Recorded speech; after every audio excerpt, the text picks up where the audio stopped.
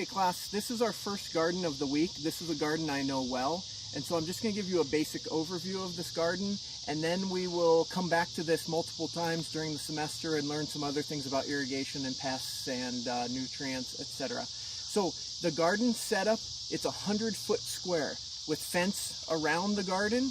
On the very outside perimeter there are berry bushes that were started from cuttings this year. This garden is only in its second year.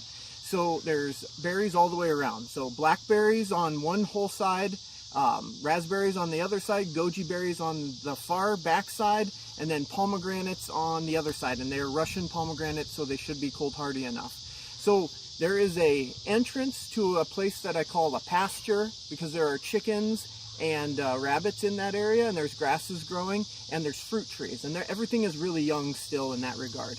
Then you go through into a secret enclosed center area that's surrounded by really tight plantings of apple trees. These were started from seedlings, so again they're only a year and a half old, but it's going to make a nice interior hedge blocking and protecting an inner garden that is 60 by 60.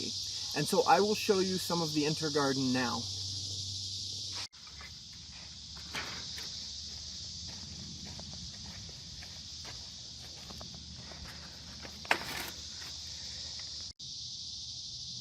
Okay, this is an interesting time in the garden because it's transitioning from the warm season crops we have here, like tomatoes, corn, squashes, peanuts, sunflowers, peppers, into cool season crops. And so right now we have a mixture of both. And so I'm going to show you some of the crops in this area, but the first thing I wanted to show you is I did this in rows. The rows are about 50 feet long each one. They're about 3 feet wide. I initially tilled that really deep and added horse manure and some other organic nutrients to get started. And then I put weed fabric here. If you look here at the walkway, there's weed fabric under, and then there's a bark mulch on top. So there's no weeds down any of the walkways, and so I just have a 3-foot wide area to work on the plantings in. In those rows, if you look down right here, there's drip tape. This drip tape is actually running right now. It's dripping real uniformly, and you can see this wetting pattern. This is an area where we put leafy greens in to start the cool season crops. Now I'll show you some of the good and the bad in this garden. So I have 16 tomato plants here growing. Some of them actively growing. Others of them kind of perished from an odd viral disease I had this year. So instead of freaking out about it, I just figured I had enough to let them grow. But I don't have these staked up. So to harvest, I have to reach up down underneath to get the tomatoes. So typically tomatoes are lifted up so that the tomatoes don't get eaten up by pests and such up underneath. These would be lifted up and trellised in some way. Are growing really well. They're forming peppers, but again, these plants are about less than 2 feet tall. They're loaded up with peppers, and I let them to just keep fruiting now because at this point we have less than 2 months in the growing season left, if we're lucky.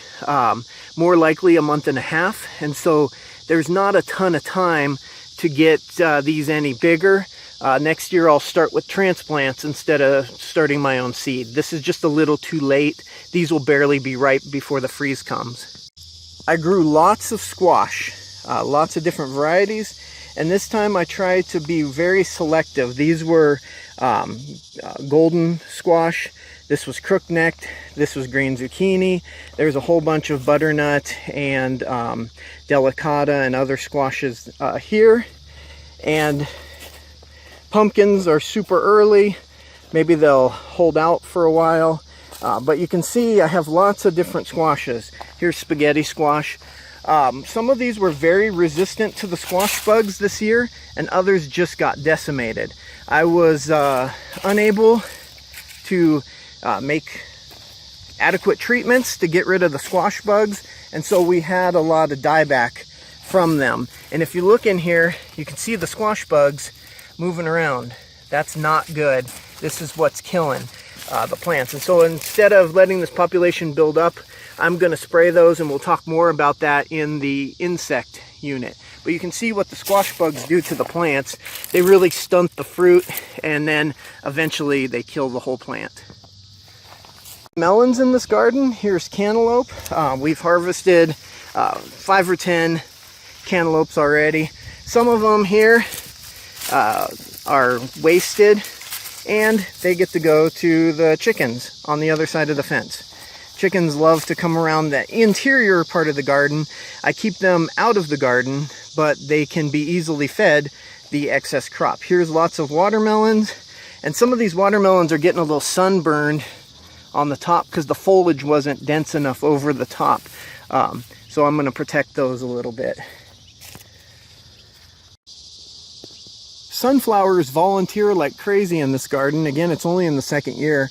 A lot of them I pulled out and fed to the animals. The young sunflowers make good nutrients for other livestock animals, but a few I let go. This one happens to be a nice fall color one, and it's growing right in the middle of my squash area. There's quite a few sunflowers of different colors, and they are hybridizing freely in this area. Pretty good corn set here. I like to do 50 to 100 plants at a time in multiple plantings, so you have a little bit of corn throughout the growing season. And so we can come in here, look at ear, and actually I'll just harvest this one out. And this is what I wanted to show you. This is a beautiful ear of corn. Golden, perfect. Except at the top, there is one earworm. So what I do is I break the tops out every time. I throw the tops to the chickens, they love them, and then we eat the bottoms. There's probably 30 or 40, 50 maybe ears of corn here to harvest.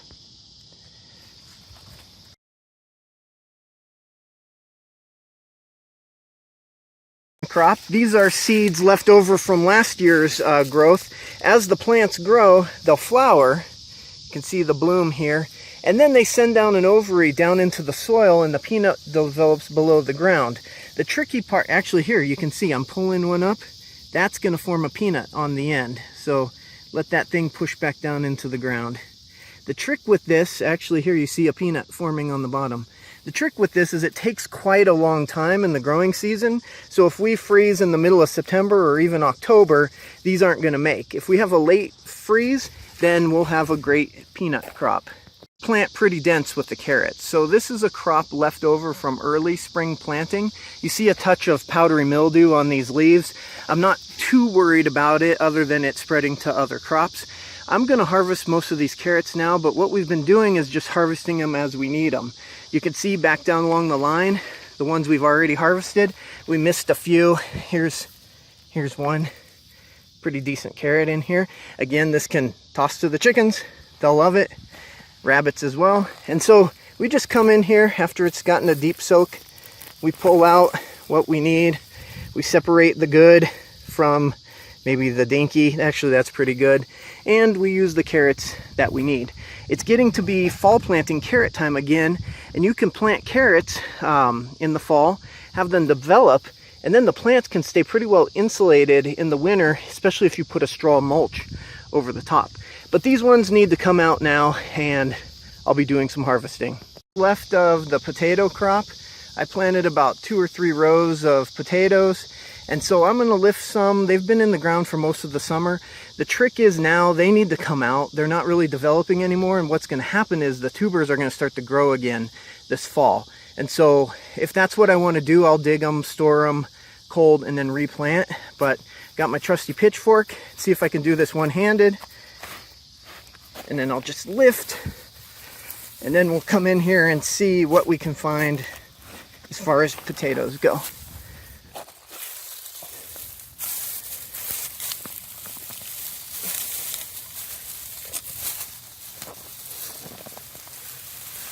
Okay, these are the purple potatoes, and so here's one, and there's quite a few more here. Here's a nice big one. So quick digging and a few potatoes quick. We've been doing these just as we need them throughout the summer. There were new potatoes that were about this big These are pretty muddy because I'm running the water. But there was a bunch of potatoes about this big that were ready by March.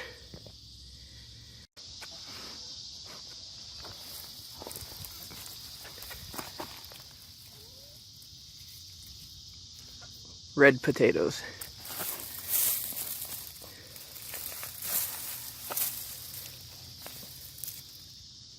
Always need to have some kale in the garden. Just a couple of dino kale plants and then a crimson kale. Really nice sweet basil, but it's all gone to flower and to seed, so this needs to be cut back. And basil volunteers really easy, so I kind of want to get this back before the seeds come up and become weeds next year. I grew a lot of onions from transplants. I put the transplants out in mid-February to March. Now they're out here growing. That's a pretty decent size yellow onions. I have whites and reds. I planted about 100 of each. And then you notice there's no drip tape here. And so I took the tape back so that now that these onions are up to bulb size, they can dry up and then I can store them.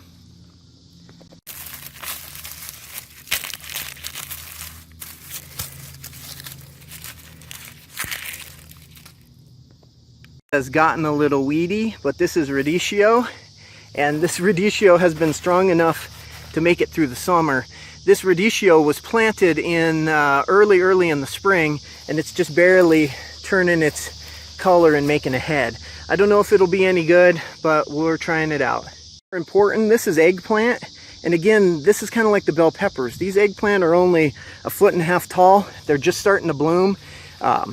This was just too late. I started these from seed. It's not likely that I'm going to get eggplant on these. What I should have done is started my seed way early inside or bought transplants from somewhere like the Yavapai College plant sale. Random things too. Here's artichoke. Artichokes take they're biennials, so they'll bloom next year. In between a sweet basil that came up from seed, then I got a really nice good patch of strawberries here. And you can see some of them are coming on and just about ripe, and they're still blooming. This is an ever-bearing type. So I got some strawberries. Now these runners will make new plants, so I can expand my strawberry patch. Special Anasazi bean, notice the red flowers. I'm trying to get it to trail up this fence, but every time it gets on the fence, the chickens peck those off. So it has to get up and above the chickens. So right now it's just making flowers, and it's a race against time to make beans. Green beans, I didn't get really good germination, but from the plants I do have, these are just bush beans. So these little bushes are loaded down with stringless snap beans. And so you can see quite a few beans in here. These need to be harvested. I have 10 to 12 plants here, so there'll be enough to have beans this fall.